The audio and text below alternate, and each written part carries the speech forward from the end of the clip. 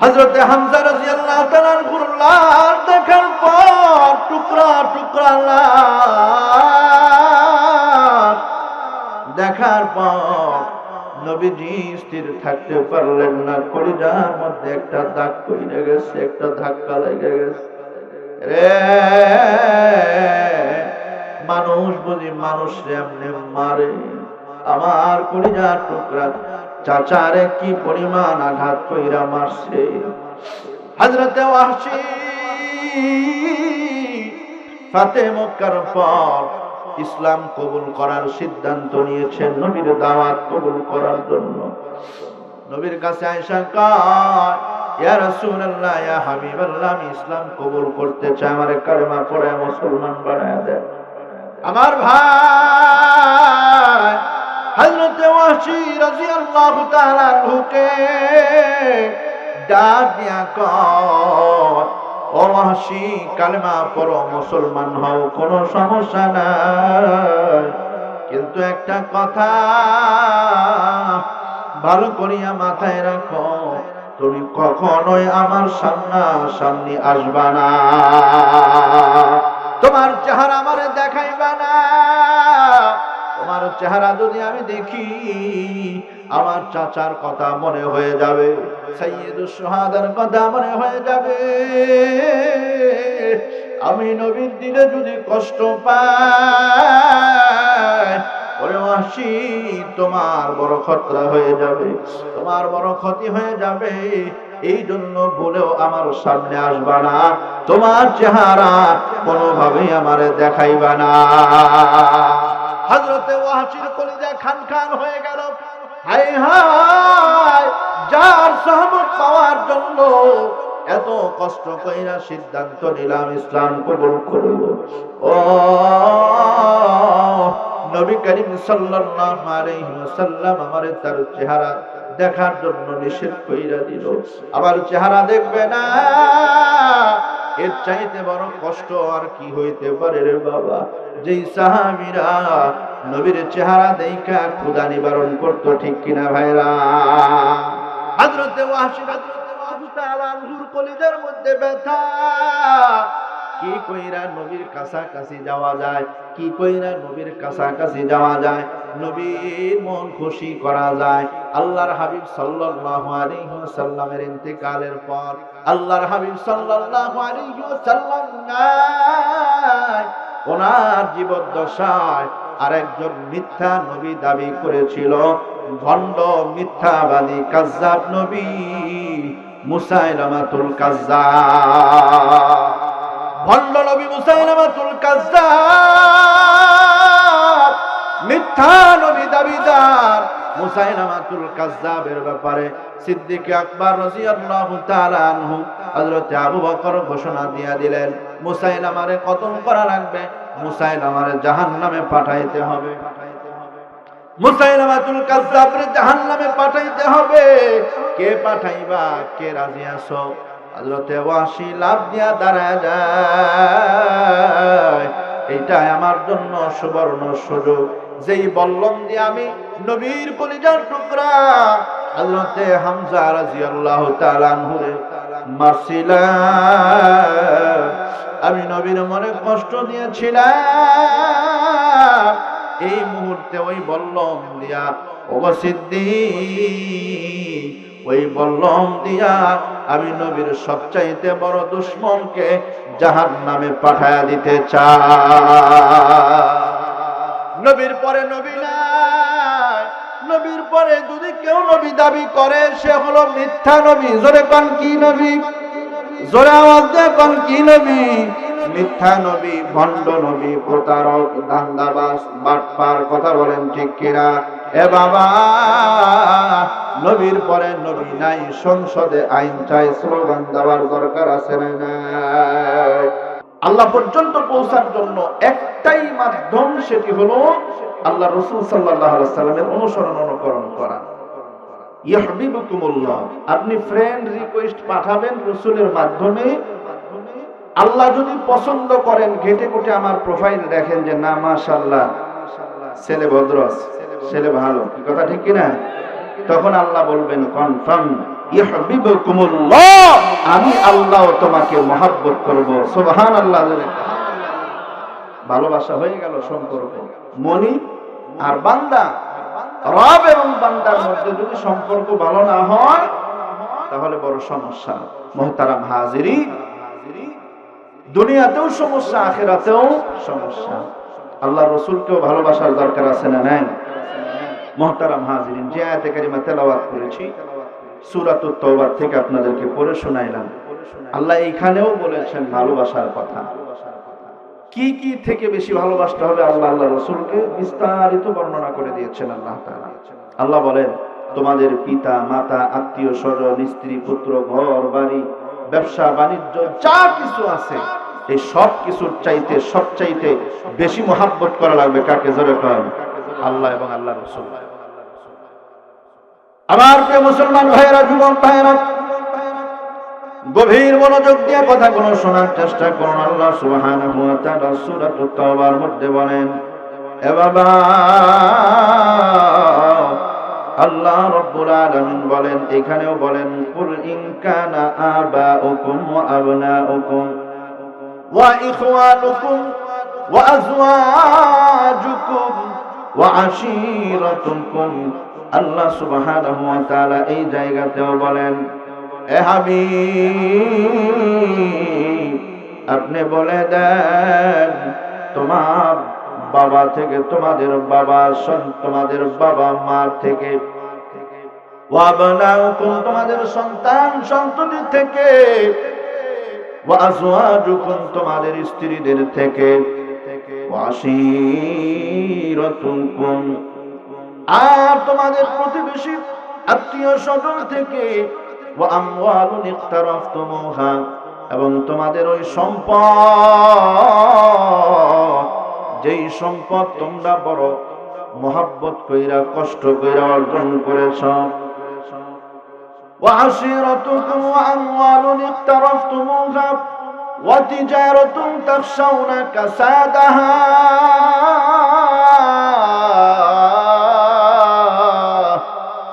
আল্লাহ রাব্বুল আলামিন বলেন, বান্দা, তোমাদের যে ব্যবসা বাণিজ্য আছে, বড় লোকসান হওয়ার, লস হওয়ার ভয় পাও। যারা ব্যবসা করে বাবা, ব্যবসার লোকসান কিন্তু কেউ চায় না। চায় নাকি? আওয়াজ করে বলেন না কেন চায় নাকি? কেউ কোনোদিন তার ব্যবসায় লস হোক এটা চায় না। প্রত্যেকটা ব্যবসায়ী চায় আমার ব্যবসায় লাভ হোক, আমার ব্যবসায় প্রফিট ভালো হোক, ব্যবসায় ইনকাম ভালো হোক। আল্লাহ বলেন, বান্দা, ওয়া তিজারাতুন তাখশাউনা কাসাদাহা, ওই যে তোমাদের ব্যবসা বড় কষ্ট করে অর্জন করেছো, আস্তে আস্তে তিন তিন করে ব্যবসাটারে বড় করছো, বড় মহব্বতের ব্যবসা, ওই ব্যবসার লস হোক, লোকসান হোক চাও না, ওই লোকসানকে ভয় পাও। এরকম ব্যবসার থেকেও আল্লাহ সুবহানাহু ওয়া তাআলা তারপর বলেন, ওয়া তিজারাতুন তাখশাউনা কাসাদাহা ওয়া মাসাকিনু তারদাউনাহা, আর ওই যে তোমাদের বাড়ি গাড়ি বানাইছো, কোটি কোটি টাকা খরচ কইরা বিল্ডিং বানাইছো, বড় বড় প্রাসাদ বানাইছো, বড় আদর কইরা যত্ন কইরা কষ্ট করে অনেক কষ্টের টাকা জমায়া জমায়া বাড়ি বানাইছো, ওই বাড়ির মায়া তুমি ছাড়তে পারো না, ওই বাড়ির মহব্বত তোমার দিল থেকে বের করতে পারো না। ওই বাড়ি ঘর বসবাসের জায়গা থেকেও যদি তোমরা আহাব্বা ইলাইকুম মিনাল্লাহি ওয়া রাসূলিহি, যদি তোমরা আল্লাহ এবং আল্লাহর রাসূলকে মহব্বত করতে না পারো, ওইগুলোকে যদি বেশি মহব্বত করো রে বান্দা, আল্লাহ রাব্বুল আলামিন বড় ধমক দিয়া বলে, ফাতারাব্বাসু হাত্তা ইয়াতিয়াল্লাহু বিআমরিহি। এ বান্দা অপেক্ষা কর, অপেক্ষা কর, আল্লাহর পক্ষ থেকে আযাবের নির্দেশ আসা পর্যন্ত অপেক্ষা করো। আল্লাহকে মহব্বত করতে পারো না, আল্লাহর রাসূলকে মহব্বত করতে পারো না, বাবার চাইতে বেশি মহব্বত করতে পারো না, মার চাইতে বেশি মহব্বত করতে পারো না, ছেলে সন্তানের চাইতে বেশি মহব্বত করতে পারো না, ঘর বাড়ি ব্যবসা বাণিজ্যর চাইতে বেশি মহব্বত করতে পারো না। আল্লাহ বলেন ফাতারাব্বাসু হাত্তা ইয়াতিয়াল্লাহু বিআমরিহি। এ বান্দা অপেক্ষা কর, আল্লাহর আযাব আসার নির্দেশের অপেক্ষা কর। আল্লাহ সুবহানাহু ওয়া তাআলা তারপর বলেন ওয়াল্লাহু লা ইয়াহদিল কওমাল ফাসিকিন।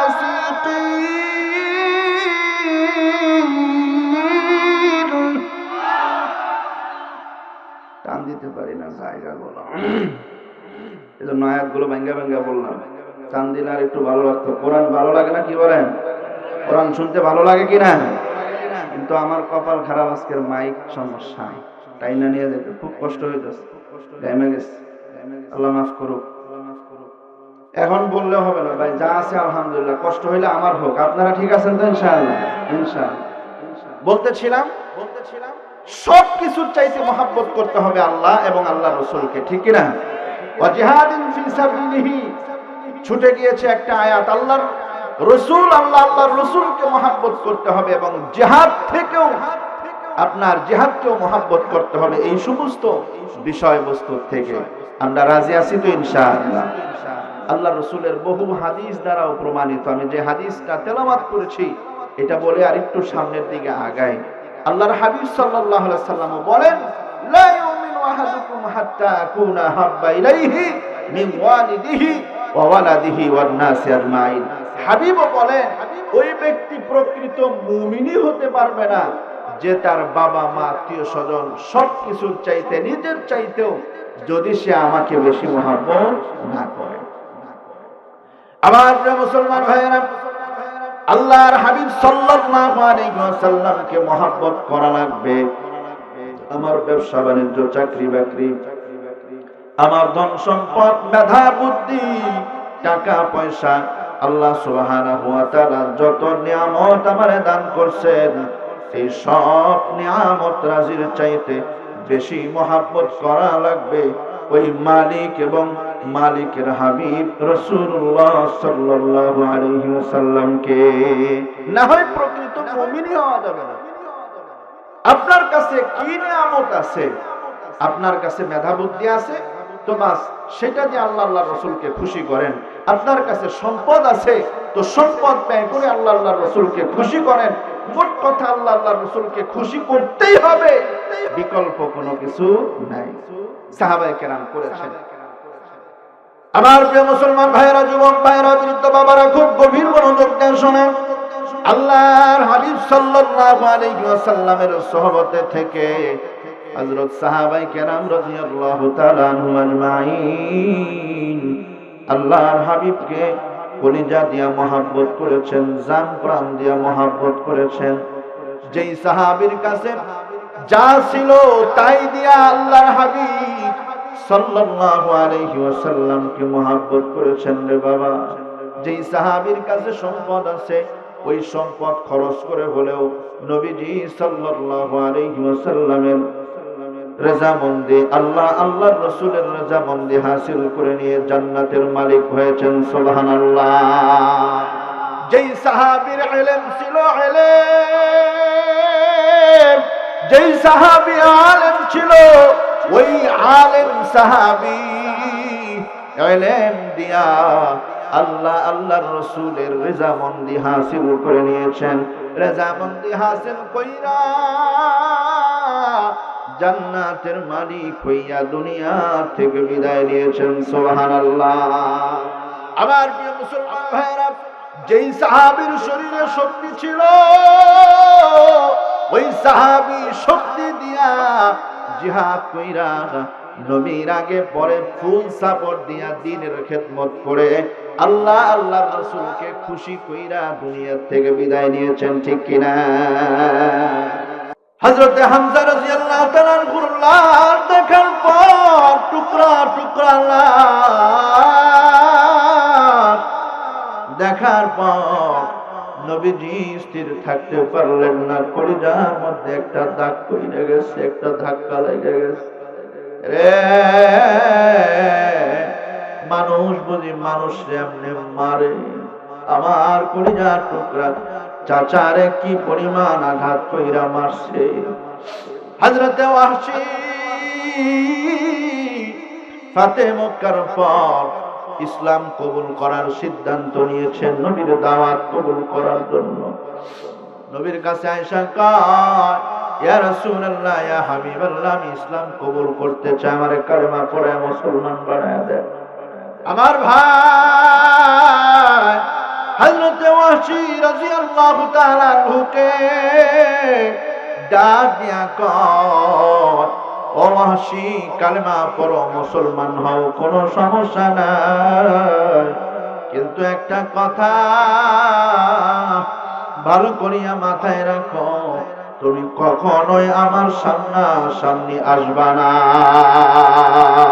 তোমার চেহারা আমারে দেখাইবা না। তোমার চেহারা যদি আমি দেখি, আমার চাচার কথা মনে হয়ে যাবে, সাইয়্যিদুশ শুহাদার কথা মনে হয়ে যাবে।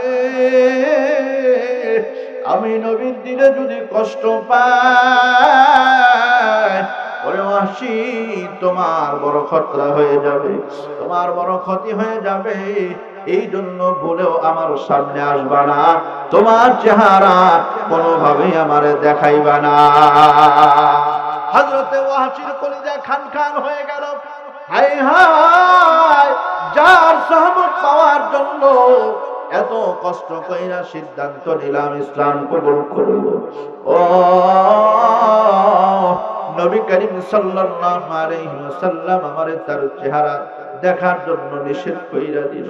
আবার চেহারা দেখবে না, এর চাইতে বড় কষ্ট আর কি হইতে পারে রে বাবা? যেই সাহাবীরা নবীর চেহারা দেখা ক্ষুধা নিবারণ করত, ঠিক কিনা ভাইরা? হযরতে ওয়াহশী রাদিয়াল্লাহু তাআলা আনহুর কলিজার মধ্যে ব্যথা। কি কইরা নবীর কাছাকাছি যাওয়া যায়, কি কইরা নবীর কাছাকাছি যাওয়া যায়, নবীর মন খুশি করা যায়।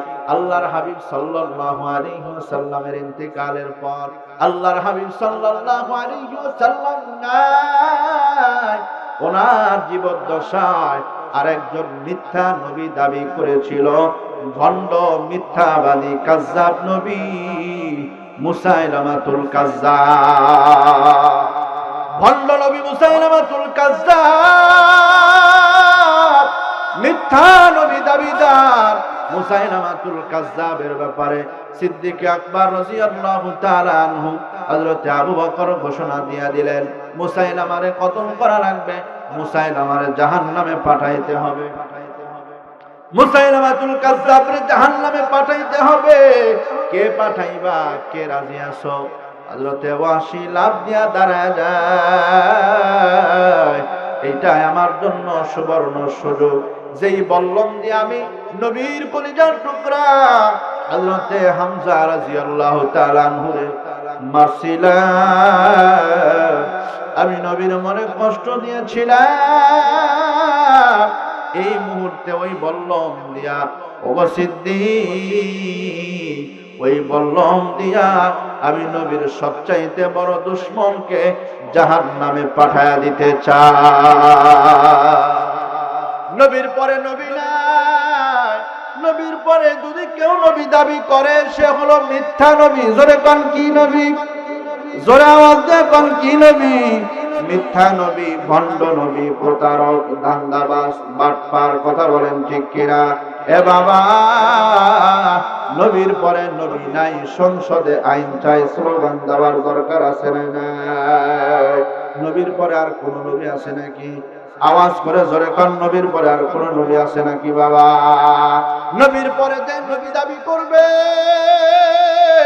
তারে জাহান্নামে পাঠিয়ে দিতে হবে, তার কোনো ছাড় নাই, তার ব্যাপারে কোনো কম্প্রোমাইজ নাই, ঠিক কিনা জোরে কান? এ বাবা শর্ট করতেছি, লম্বা করার সুযোগ নাই।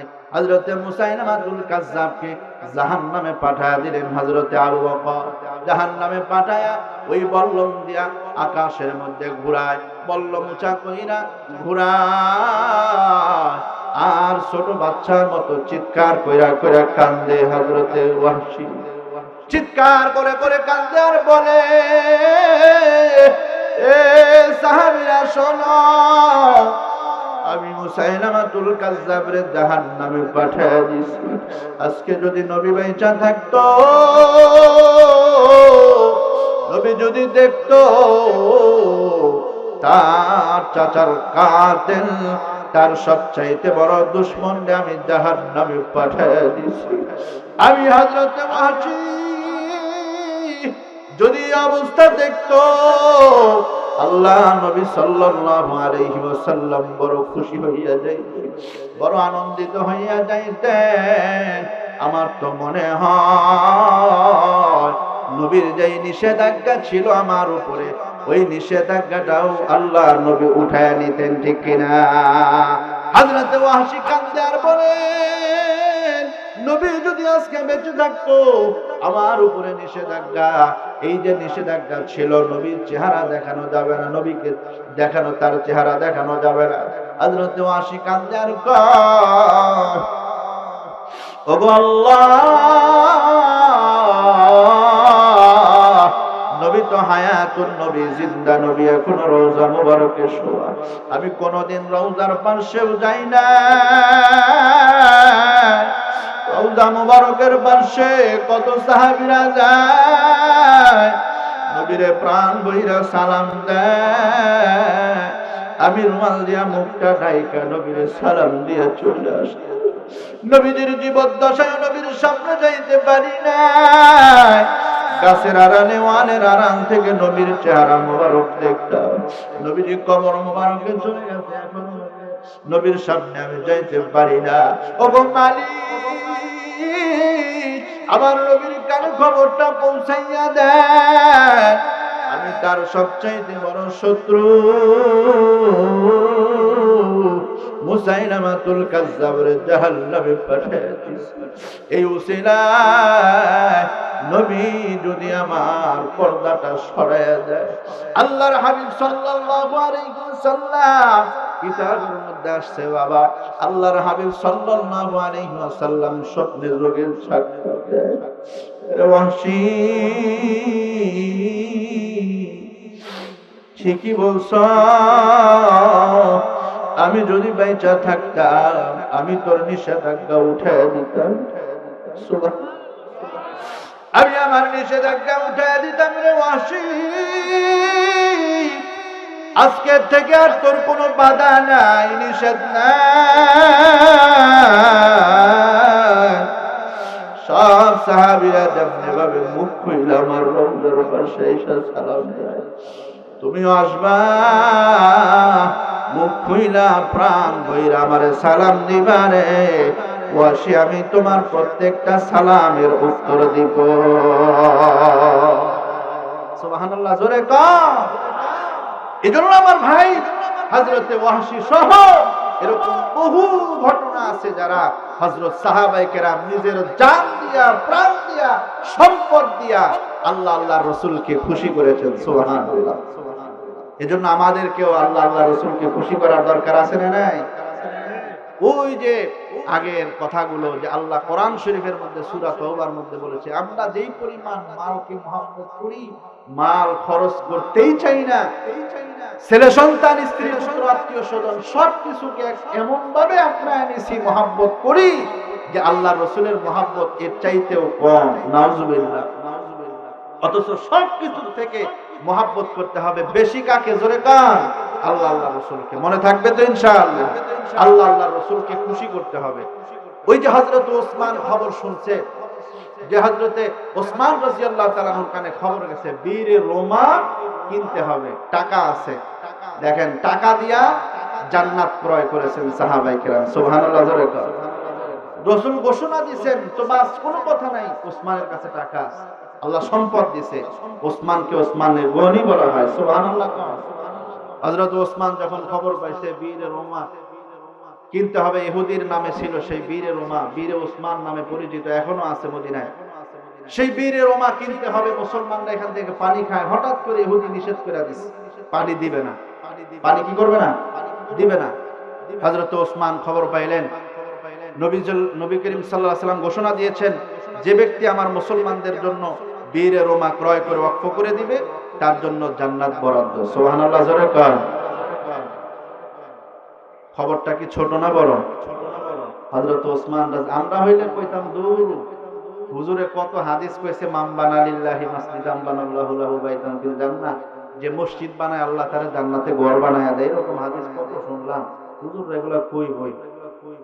ওসমানের কানে খবর দেওয়া মাত্র ওসমান দাঁড়ায় গেছে। হায় হায়, এই সুযোগ হাতছাড়া করার কোনো সুযোগ নাই। দৌড়ায় গেছে, ইয়া রাসূলুল্লাহ আমি আছি না। সুবহানাল্লাহ। জোরে কান। হযরত ওসমান গেছে ইহুদির কাছে, ভাই কূপটা আমার কাছে বিক্রি করে দাও, যা চাইবা তাই পাইবা। এখন ইহুদি বলতেছে না, কূপ বিক্রি করা যাবে না, কারণ এই কূপ দিয়ে আমি ব্যবসা করি, কূপের পানি যারা নেয় আমার কিছু খেজুর ইত্যাদি ইত্যাদি টাকা পয়সা দিনার দিরহাম দেয়, এটা দিয়ে আমি একটা ব্যবসা করি, এই ব্যবসা বন্ধ করা যাবে না। হযরত ওসমান রাদিয়াল্লাহু তাআলা আনহু বললেন, কি টাকা তোমার দরকার, কত টাকার দরকার? আল্লাহ রাসূল সাল্লাল্লাহু আলাইহি ওয়াসাল্লাম ঘোষণা দিয়েছে কিনতেই হবে আমাকে, কোন রকম ভাবে বুঝায়া বাস ওসমান রাদিয়াল্লাহু তাআলা আনহু ইহুদিরে রাজি করেছে। ইহুদি কয় ঠিক আছে, এক শর্তে রাজি থাকতে পারি, সেটা হইল কূপটারে অর্ধেক ভাগ করো, অর্ধেক তোমার। কেমনে ক্রয় করলা? আল্লাহু তাআলা আনহু রাসূলের প্রশ্নের জবাবে বললেন, ইয়া রাসূলুল্লাহ, ইয়া হাবিবাল্লাহ, অর্ধেক যখন পাইছি পুরাটাই পাবো। কেমনে? দেখেন হযরত ওসমান ঘোষণা দিয়া দিল, এ মুসলমানেরা, মদিনার মুসলমানেরা শোনো, মুসলমান আর ইহুদি নাসারা যারা আছো, বিধর্মীরাও যারা আছো, সবাই শোনো, আমি ওসমানের যেই দিন ইহুদি পানি কইরা দিছে, একদিন ইহুদি পানি বিক্রি করবে আর একদিন ওসমান পানি বিক্রি করবে। ওসমান কয় আমার বিক্রি করার ধান্দা নাই, আমার ধান্দা তো জান্নাত কামানোর। সুবহানাল্লাহ। জোরে কর। এবার ওসমান রাদিয়াল্লাহু আনহু ঘোষণা দিলেন, ইহুদির যেই দিন তোমরা কেউ তার কাছে পানি আনতে যাইবা না, যেদিন আমার, এই দিন মুসলমান খ্রিস্টান ইহুদি যা আছে সব পানির লেগে গিয়ে হাজির, ফ্রিতে দেওয়ার জন্য কে না চায়, সব গিয়ে হাজির, খাইতাছে, পান খাইতাছে, নিতাছে, গোসল করতেছে, ওযু করতেছে, উটোর জন্য পানি নিতাছে, নিয়া ভরপুর। যেদিন ইহুদির, এই দিন আর কেউ আসে না, ইহুদি পড়ছে বিপদে। আয় হায়, বললাম কি হইল কি? ওসমান রাদিয়াল্লাহু তাআলা ডাক দিয়া কয়, বাবা এই অর্ধেক আমার রাখার দরকার নাই, টাকা অর্ধেকেরটা দিয়া তুমি পুরাটা নিয়ে যাও। সুবহানাল্লাহ। জোরে কান। যাও পাইছিলাম তাও হারায় লাভ নাই। ওসমান রাদিয়াল্লাহু তাআলা আনহু লিখে নিলেন, এই নিজেও লিখে নিলেন এবং রাসূলুল্লাহ সাল্লাল্লাহু আলাইহি ওয়াসাল্লামকে লিখে দিলেন, বীরে ওসমান, বীরে রোমা আজকে থেকে মুসলমানদের জন্য আমি ওয়াকফ করে দিলাম। সুবহানাল্লাহ। আল্লাহর হাবিব সাল্লাল্লাহু আলাইহি ওয়াসাল্লাম কয়, ওসমান আমিও গ্যারান্টি দিয়ে দিলাম আল্লাহ তোমারে জান্নাত দিয়ে দিবে। সুবহানাল্লাহ। আরো আস্তে কর, আওয়াজ দিয়া কর না সুবহানাল্লাহ।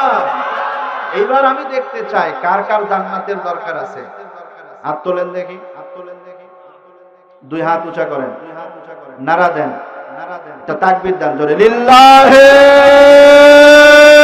তাকবীর, লিল্লাহি